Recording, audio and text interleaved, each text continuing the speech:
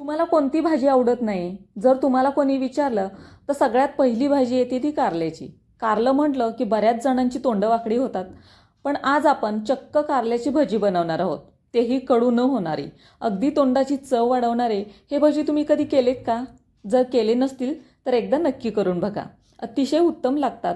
आणि हे भजी स्टार्टरसाठी किंवा जेवणामध्ये कांदा भजी, बटाटा भजी आपण जे बनवतो त्याच्याऐवजी हे भजी केलेत तरी लहान मुलं अगदी चवीने खातील. चला तर मग वेळ न घालवता रेसिपीला सुरुवात करूया. मी इथे कारली घेतलेली आहेत. मीडियम साईजमध्ये इथे मी कारली घेतलेली आहेत. तुम्ही तुमच्या आवडीप्रमाणे मोठी बारीक कारली घेतली तरी चालतील. तर मी या पद्धतीने ते स्लाइस करून घेणार आहे. अगदी पातळ स्लाइस आपल्याला करून घ्यायचे आहेत. जाडसर स्लाइस ठेवायच्या नाहीत, कारण जाडसर जर तुम्ही कट केलं तर चवीलाही हे कडवट लागतं. तर ह्या पद्धतीने तुम्हाला कट करून घ्यायचं आहेत. आणि ह्याच्यातल्या बिया आहेत ह्या व्यवस्थित अशा काढून घ्यायच्या आहेत. कारलं कुठेही कट करू नका, कारण मग तो सर्कल आहे तो व्यवस्थित येणार नाही. तर हे बघा, ह्या पद्धतीने मी सगळ्या बिया ह्याच्यातल्या काढून घेतलेल्या आहेत. अगदी एक ना एक बी काढून घेतलेले आहे आणि ह्या पद्धतीने तुम्हालाही काढून घ्यायचं आहे. हे मी 2-3 वेळा कारलं अगोदरच धुवून घेतलं होतं, त्याच्यामुळे हे स्लाइस मी आता धुवून घेणार नाही. त्याच्यामध्ये ह्या स्लाइस आहेत ह्या एका बाउलमध्ये मी घेतलेल्या आहेत आणि त्याला मीठ टाकलेलं आहे. मीठ मी इथे 1 चमचा एवढं वापरलेलं आहे आणि चिमूटभर हळद घेऊन हे व्यवस्थित असं मिक्स करून घ्यायचं आहे. आता तुम्हाला इथे जर तुम्हाला गोड आवडत असेल तर तुम्ही साखर घालून घ्या आणि आंबट तुम्ही जर खात असाल तर इथे चिंचेचं पाणी घातलं तरी चालेल. हे व्यवस्थित असं मिक्स करून घ्यायचं आहे. हाताने व्यवस्थित मिक्स करता येत नसेल तर तुम्ही ह्या पद्धतीने हे टॉस करून घ्या. हे आपल्याला 10 ते 15 मिनिट बाजूला ठेवून देऊयात. त्याच्यानंतर मी एक बाउल घेतलेला आहे आणि आपल्याला आता भज्यांचं बेसनचं बॅटर इथे तयार करायचं आहे. तर मी इथे 2 चमचा एवढं बेसन घेतलेलं आहे. त्याच्यामध्ये 1 चमचा एवढा हळद टाकलेला आहे. छोटा 1 चमचा मी इथे वापरलेला आहे. त्याच्यानंतर जिरापूड घातलेला आहे मी 1 चमचा.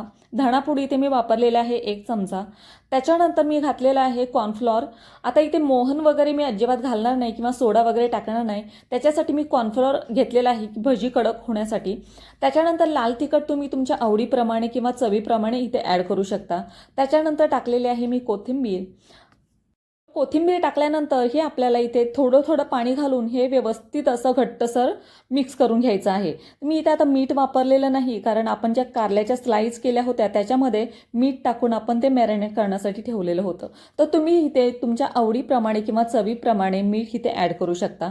तर मी परत एकदा थोडंसं पाणी घालून हे बॅटर व्यवस्थित घट्टसर असं करून घेतलेलं आहे. अगदी ह्या फॉर्ममध्ये आपल्याला घट्ट बनवायचं आहे. जास्त पातळ करू नका, नाहीतर जे कारल्याचे स्लाइस आहेत त्यांना कोटिंग व्यवस्थित बसत नाही.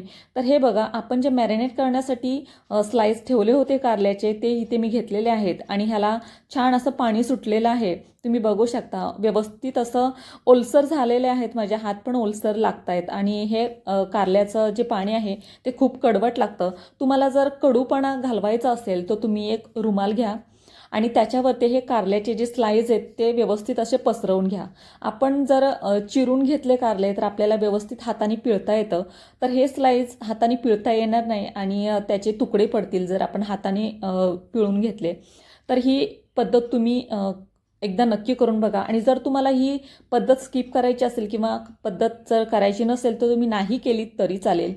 तर मी इथे फडकं रुमाल घेतलेला आहे स्वच्छ धुतलेला.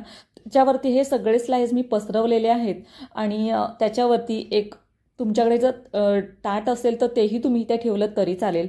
तर एक 5-10 मिनटं आपल्याला वजन ठेवून ह्याच्यातलं जे पाणी आहे ते सगळं सुकवून घ्यायचं आहे या फोडींमधलं. आणि तुम्ही बघू शकता एक 5 ते 10 मिनटं झालेली आहेत आणि ह्याच्यातलं पाणी आहे ते छान असं सुकलं गेलेलं आहे.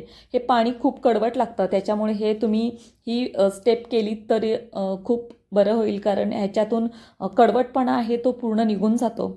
तर हे कारली पूर्ण अशी सुकी झालेले आहेत आणि ह्याच्यातलं पाणी आहे हे रुमालामध्ये पूर्ण ऑब्झर्व झालेलं आहे. तर ही कारली आपण फ्राय करायला घेऊया. गॅसवरती ते कढई ठेवलेली आहे आणि कढई व्यवस्थित गरम झाली की त्याच्यामध्ये आपल्याला घालायचं आहे तेल.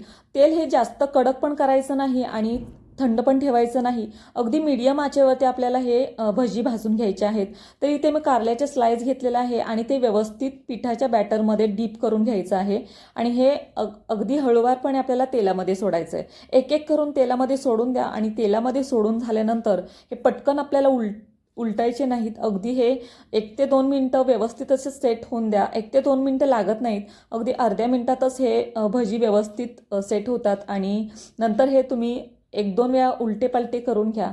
जास्त वेळ लागत नाही या भज्यांना भाजण्यासाठी. तर एक 5 मिनिटातच हे भजी तयार होतात आणि हे भजी चवीला तर उत्तम लागतातच, पण खायलाही बनवायलाही तेवढे सोपे आहेत. आणि कांदा भजी, बटाटा भजी आपण तर प्रत्येक वेळेला करतोच, पण ह्या पद्धतीने तुम्ही भजी बनवून बघा.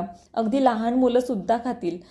टोमॅटो सॉस बरोबर ती किंवा जी आपण पुदिन्याची चटणी बनवतो त्याच्याबरोबर ती पण तुम्ही जर खाल्लेत, हलक्या भुकेला हे बनवून खाल्लेत तरी अतिशय छान लागतात. तर हे बघा, आपण भजी फ्राय करून आपली एक बॅच तयार झालेली आहे. आता दुसऱ्या बॅचचे पण कारल्याचे स्लाइस आहेत, ते पण ह्याच पद्धतीने तुम्हाला फ्राय करून घ्यायचे आहेत. आणि तुम्हाला जर ही रेसिपी आवडली तर मला कमेंट बॉक्समध्ये एकदा नक्की सांगा. आणि खरंच हे भजी कडू लागत नाही, तुम्ही एकदा नक्की करून बघा.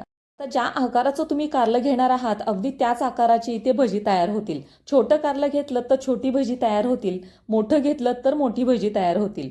तर तुमच्या आवडीप्रमाणे इथे कारल्याची साईज आहे ती ठरवा. तर हे बघा, दुसऱ्या बॅच पण मी इथे टाकून घेतलेले आहे आणि अगदी हलक्या हाताने हे आपल्याला ढवळून घ्यायचं आहे तेलामध्ये.